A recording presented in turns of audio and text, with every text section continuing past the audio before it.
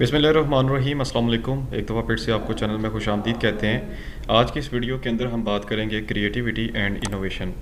Creativity and innovation जो है ये दोनों कंपैरेटिवली थोड़ी सी डिफरेंट चीज़ है, लेकिन इनकी जो बेस है कहीं ना कहीं जाके सेम है। सबसे पहले हम यहाँ पे बात करेंगे जी क्रिएटिविटी बेसिकली क्या होती है।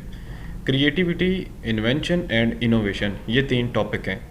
इन्वेंशन कहते हैं कोई नई चीज़ आपने इजाद की है। इनोवेशन कहते हैं कि उस नई चीज़ के अंदर आप कोई मॉडिफिकेशन लेकर आए हो। और क्रिएटिविटी कहते हैं the ability to bring something new, कि आपके पास वो एबिलिटी है भी है कि नहीं है। ठीक है, तो क्रिएटिविटी बेसिकली किस चीज़ का नाम है? The ability to bring something new. अगर आपके अंदर क्रिएटिविटी मौजूद है तो आप इन्वेंशन के अंदर इनोवेशन लेकर आ सकते हैं, और आप जो है एंड अपने एक एंटरप्रेन्योर बिजनेस के को ऊपर तक लेकर जा सकते हैं, नए नए आइडियाज़ के साथ, नई नई चीज़ों के साथ। कहते हैं creativity and innovation sources of new idea उसने बताया हुआ जी, इसमें ये चीज़ें शामिल होती हैं। क्रिएटिविटी प्रॉब्लम सॉल्विंग टेक्निक के लिए भी यूज़ होती है, और इसके साथ साथ एंटरप्रेन्योरशिप के अंदर भी यूज़ होती है। और इनोवेशन जो है आपको पता है कि चीज़ों के अंदर मॉडिफिकेशन का नाम है, चाहे वो इंटरवर्ड हो या ग्लोबलाइजेशन में यूज़ किए जा रही हों। सबसे पहले यहाँ पे चलते हैं जी, क्रिएटिविटी किस बात को कहते हैं। कहते हैं creativity is an act idea or a product that changes an existing domain or transforms an existing domain into new one. Creativity एक ऐसे एक्ट आइडिया को कहते हैं जिसमें हम अपनी प्रोडक्ट को चेंज करते हैं। ठीक है, जो already is an act idea or a product that change an existing domain. Existing domain से मुराद ये है कि ऑलरेडी जो चीज़ें आपके एरिया में, आपके कंट्री में चल रही हैं, आप उसको एक नई शक्ल दे देते हो। जैसे जी पैगाम रसानी का तरीक़ेकार जो था वो ख़तो ख़तूत से होता था।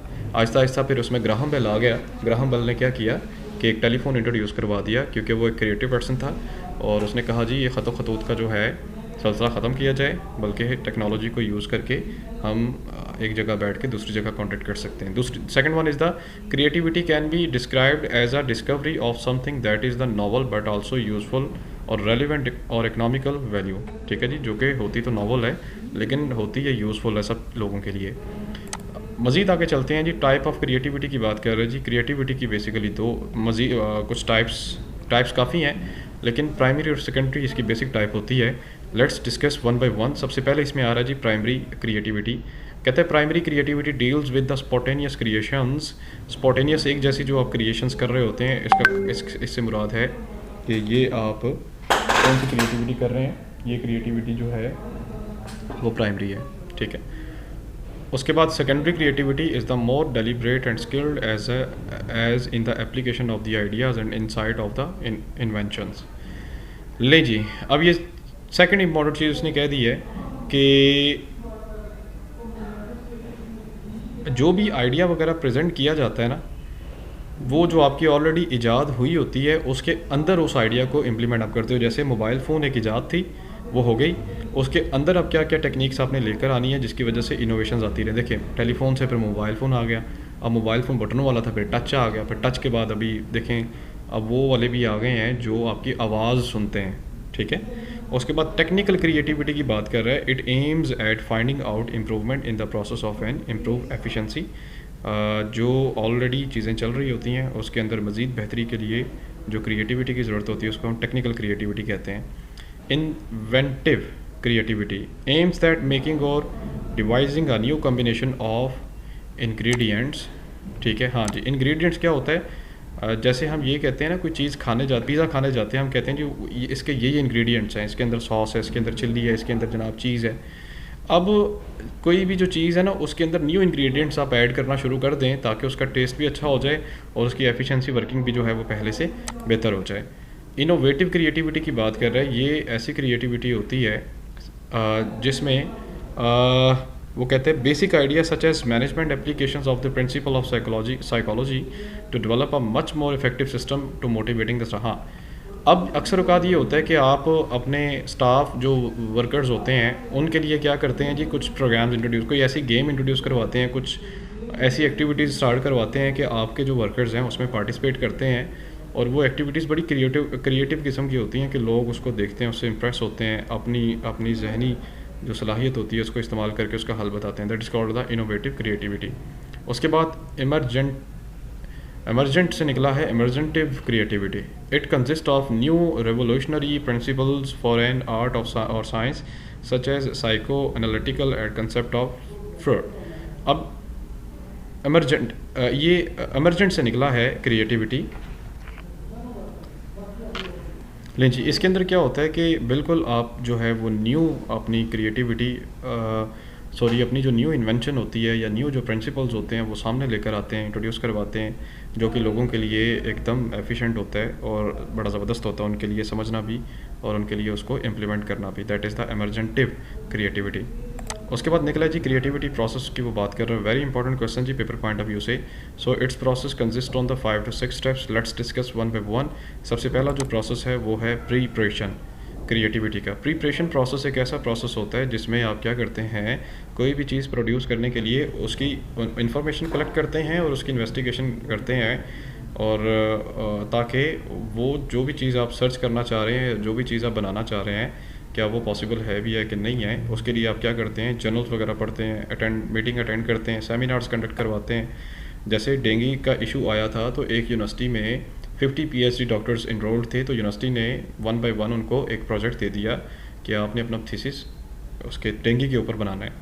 तो आपको पता है जो PhD डॉक्टर होता है वो उसकी फिर सारी खोज करता है, उसकी रिसर्च से फिर काफ़ी हद तक सपोर्ट मिलती है गवर्नमेंट को भी और दूसरे ऑफिशियल्स को भी जो कि उसके ऊपर काम कर रहे होते हैं। सो प्रिपरेशन जो है बड़ी इंपॉर्टेंट स्टेज होती है जो कि इनिशियल स्टेज कंसीडर की जाती है, और इसके अंदर क्या होता है कि नए सिरे से सर्च होती है। इंक्यूबेशन कहते हैं creative person allow their subconscious mind and tell over tremendous amount of ideas and information accumulated during the preparation phases. अब इंक्यूबेशन स्टेज जो होता है ना, इसको हम कहते हैं अंडे से, जब एक अंडा होता है ना उसमें से जब बच्चा निकल रहा होता है, अंडे से बच्चे के निकलने का जो मरहला होता है ना उसको हम कहते हैं इंक्यूबेशन। अब थोड़ी सी मेरी बात पर गौर कीजिएगा कि अंडे से बच्चे के निकलने का जो अमल होता है उसको हम कहते हैं इंक्यूबेशन। इस स्टेज के अंदर क्या होता है कि एक पर्सन जब किसी क्रिएटिविटी के बारे में प्रिपेयर हो रहा होता है, उसके बाद नेक्स्ट प्रोसेस की तरफ वो जा रहा होता है, तो आहिस्ता आहिस्ता वो एक बंद कमरे से बाहर खुली फ़िज़ा में निकल रहा होता है। तो इस स्टेज को जो है वो कहते हैं इंक्यूबेशन, क्योंकि इस स्टेज में उसके पास बड़े से आइडियाज़ मज़ीद आ रहे होते हैं, उसको इन्फॉर्मेशन भी मिल रही होती है। इनसाइट की बात करता है, कहता है this is the moment when the person is able to locate solution to their problem. Generally, in the most of the cases, ideas come to the person in incremental way. The person improve on solution slowly and steadily. अब inside जब वो उससे अगली stage पे जाता है यानी incubation से आगे, इनसाइड मतलब कि अब वो उसकी डीप डिस्कशन के ऊपर चला जाता है, जिससे क्या होता है कि जब डीप डिस्कशन के ऊपर जाता है तो आइडियाज़ जो होते हैं वो अपने जहन में रखता है और उसके लिए रास्ते खुलना शुरू हो जाते हैं। ठीक है, अब उसके बाद जब ये तीनों इंपॉर्टेंट स्टेजेस होती हैं, इन तीनों से जब वो गुजरता है तो फिर वो इवेल्यूएट करता है कि मैंने जो थे चीज़ को सर्च करने के लिए जो डिसीजंस लिए, जो आइडियाज़ अपने माइंड में रखे, क्या वो ठीक हैं या गलत हैं, मुझे किस चीज़ को चेंज करना चाहिए और किसको नहीं। और एलेबोरेशंस की बात करता है, कहता है this is the most difficult step of the creativity and required great self discipline, dedication and प्रिजर्वेंस। Elaboration last stage होती है जिसमें जो क्रिएटिव पर्सन होता है वो अपनी ज़ात के अंदर डिसिप्लिन लेकर आता है, अपने बिज़नेस के अंदर डिसिप्लिन लेकर आता है, अपने काम के अंदर डिसिप्लिन लेकर आता है, ताकि उस क्रिएटिविटी को जल्दी फाइनल टच दिया जाए और पब्लिक के सामने रिप्रेजेंट किया जाए। उसके बाद कुछ बैरियर्स आते हैं जी हमारी क्रिएटिविटी के दौरान। वो बैरियर्स कौन से हैं? सबसे पहले आता है जी रेजिस्टेंस टू चेंज। कुछ लोग ऐसे होते हैं जो क्रिएटिविटी से या न्यू आइडिया से बड़े खौफज़दा होते हैं। वो ये कहते हैं कि अगर नई चीज़ मार्केट में आ गई तो उनकी तो ग्रिप या स्किल नहीं है, तो वो जनाब नहीं इसको सीख सकेंगे या नहीं इसको चला सकेंगे, उनकी हो सकता है ऑर्गेनाइजेशन से छुट्टी हो जाए। तो इसलिए वो क्या करते हैं कि चेंज को इंट्रोड्यूस करवाने में बड़ा एक बैरियर बन जाते हैं। ठीक है, उसके बाद लैक ऑफ इनिशिएटिव की बात कर रहे हैं। अक्सर इंसान ऐसे होते हैं कि बड़े ज़बरदस्त उनके आइडियाज़ होते हैं, बड़ा ज़बरदस्त बिज़नेस पढ़ा भी रहे होते हैं, समझा भी रहे होते हैं, तरीक़ेकार भी बताते हैं, लेकिन इनिशिएट याद रखिएगा कि ज़िंदगी में जो पहला स्टेप होता है ना किसी भी चीज़ में, वो सबसे ज़्यादा मुश्किल होता है। पहले स्टेप के बाद जब आप दूसरा स्टेप चलते हैं, फिर तीसरा, फिर चौथा, फिर आप उस चीज़ के लिए मेंटली तौर पे तैयार हो जाते हैं। सो लैक ऑफ इनिशिएटिव ये भी एक सबसे बड़ा बैरियर है क्रिएटिविटी में। Restrictions of interactions.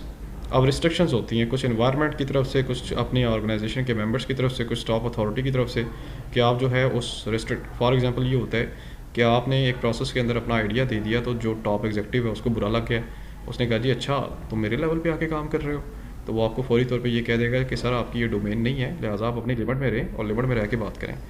उसके बाद रिस्ट्रिक्शन से आगे कहते हैं fear of something going wrong. एक डर ये भी होता है कि अगर मैंने कोई क्रिएटिव आइडिया दे दिया तो हो सकता है वो फेल ना कहीं हो जाए। लैक ऑफ रिकग्निशन की बात करते हैं, रिकग्नाइज फेलियर टू रिकग्नाइज और reward creativity acts are demotivating fact. हाँ, अगर कुछ लोग ये समझें कि यार मैं क्रिएटिविटी तो दे दूंगा लेकिन मुझे बाद में इसका रिवॉर्ड मिलना ही नहीं, क्योंकि मैं एक क्रिएटिव आइडिया दे रहा हूँ, दूसरे लोग इस पर इम्प्लीमेंट करके अपना नाम बना रहे हैं, तो मुझे इस चीज़ का क्या फ़ायदा होगा।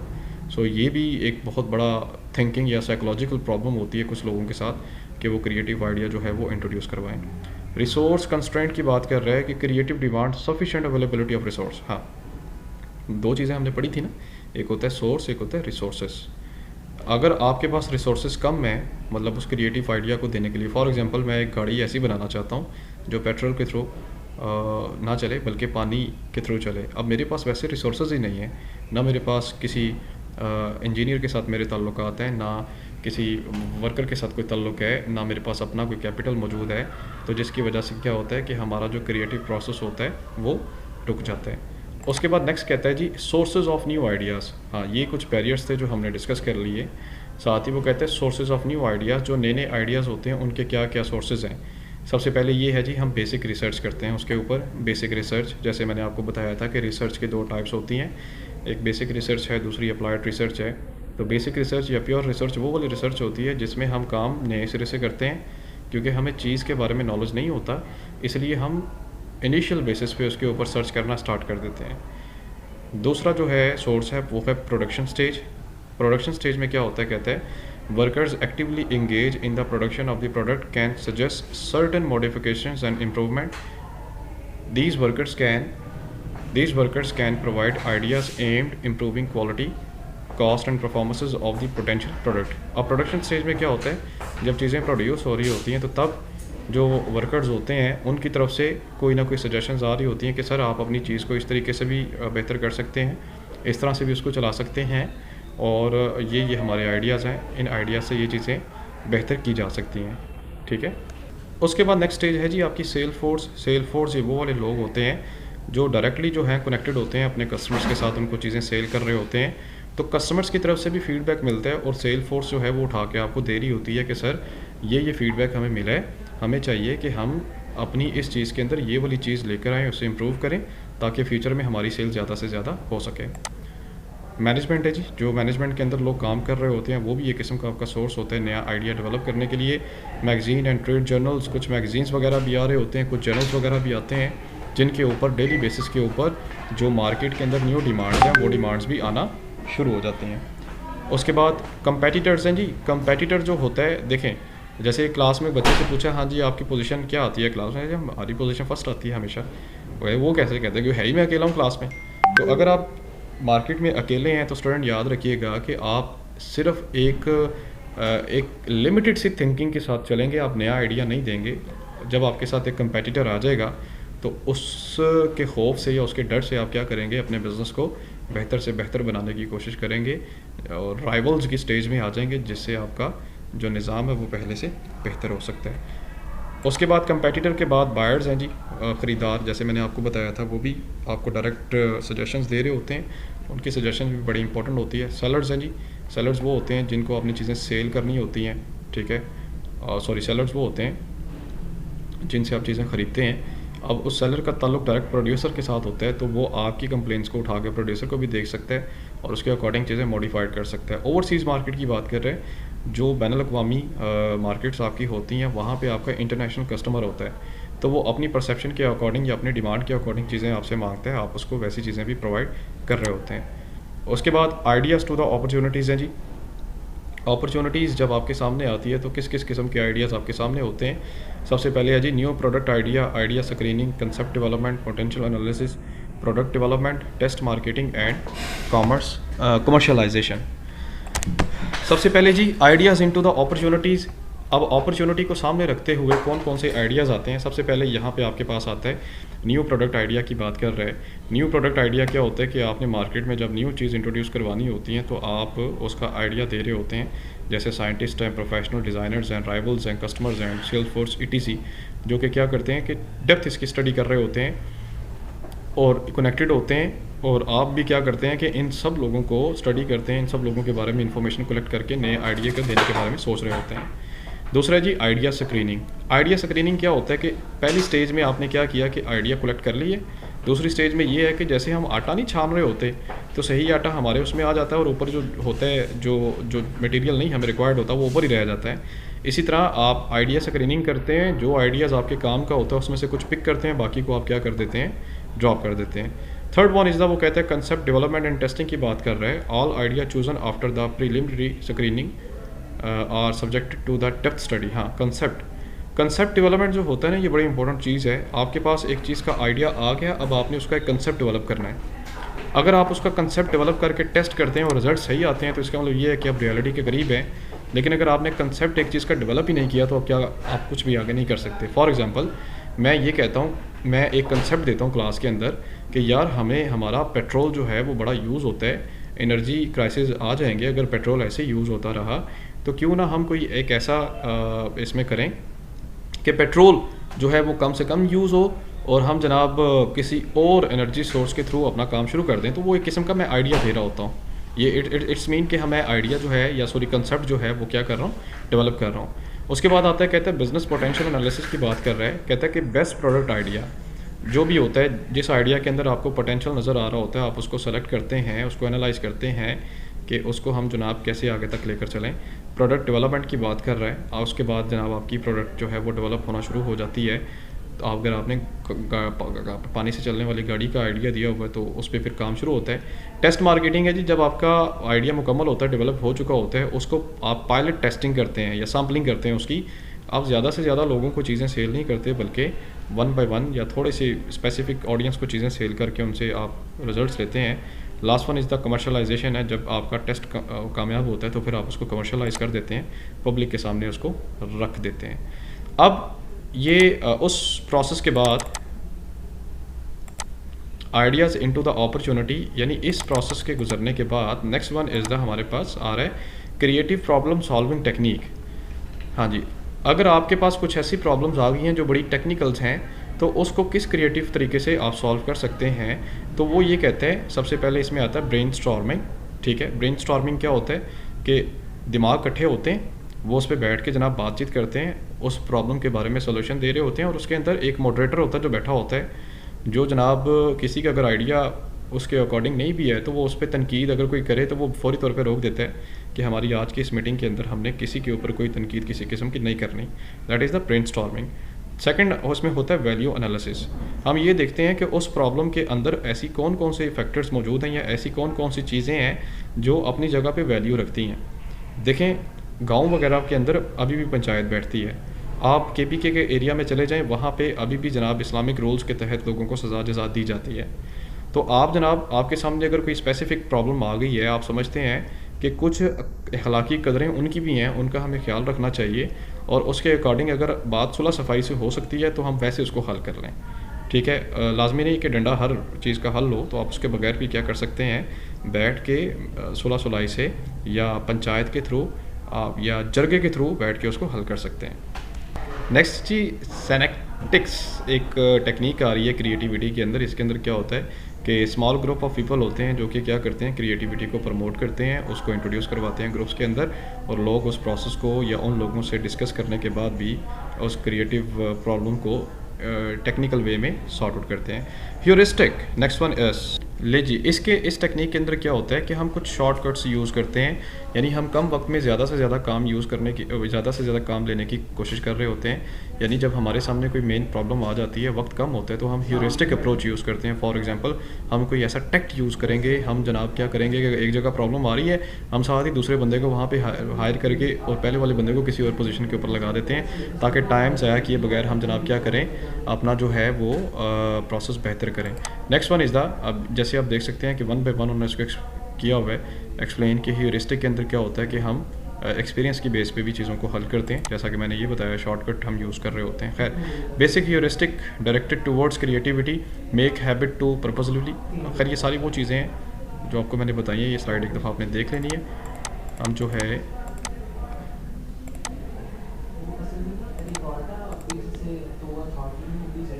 Right. Next one is the value chain. Next one is the components of the value chain analysis की बात कर रहे हैं। वैल्यू चेन, अच्छा ये वैल्यू चेन भी हो गया हमारा, प्रोसेस है प्रॉफिट एंड इनोवेशन। जी, next one is the profit and innovation की बात कर रहे हैं कि entrepreneur is one who always search for the change and respond to it, exploit its an opportunity. Innovation, हाँ, प्रॉफिट्स एंड इनोवेशन, जैसे कि वो ये बात कर रहा है जी, जो एंटरप्रेन्योर होता है वो कोशिश ये करता है कि मैं कोई ना कोई ऐसा प्रोसेस इंट्रोड्यूस करवा दूँ जिससे मेरे बिज़नेस के अंदर लॉस कम से कम हो और मुझे प्रॉफिट ज़्यादा से ज़्यादा हो। और अगर मैं इनोवेशन को इंट्रोड्यूस करवाऊँगा तो इनोवेशन के बाद मेरे बिज़नेस के अंदर जो है वो प्रॉफिट रेशो ज़्यादा से ज़्यादा हो सकती है।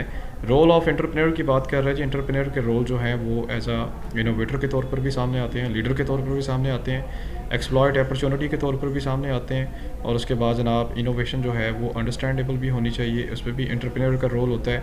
उसके बाद उसका नॉलेज, इंटेलिजेंसी, उसकी परसिस्टेंस भी उसके अंदर शामिल है। और उसके बाद एंटरप्रेन्योर जो है वो मोबिलाइज़ करता है रिसोर्स को अच्छे तरीक़ों से। उसके बाद वो कहता है मॉड्यूल्स ऑफ द इनोवेशन के मॉड्यूल्स भी कुछ होते हैं। सबसे पहला मॉड्यूल जो है उसमें वो कहता है इनोवेशन है, this is the production of the totally new. Innovation क्या होता है, ऑलरेडी आपके पास अगर चीज़ मौजूद है आप उसके अंदर चेंजेस लेकर आते हैं। एक्सटेंशन क्या होती है, उस प्रोडक्ट को या उस सर्विस को आप एक्सटेंड करते हैं, ठीक है, यानी कि उसके अंदर आप कोशिश करते हैं कि पहले गाड़ी थी, अब गाड़ी के अंदर सिंपल गाड़ी थी, फिर आप एसी लगा दिया, फिर अगले मरहले में आपने हीटर भी फिक्स कर दिया, फिर जनाब आपने उसको फुल ऑप्शन दे दिया। आपने एक होंडा की गाड़ी को, उस मॉडल को क्या किया, एक्सटेंड किया। डुप्लीकेशन है जी, अगर एक चीज़ मार्केट में नहीं आ गई, आपके पास नहीं है, तो आप कोशिश करते हैं कि उसकी डुप्लीकेट चीज़ भी बनाएं ताकि एक अल्टरनेटिव के तौर पर चीज़ सामने आए।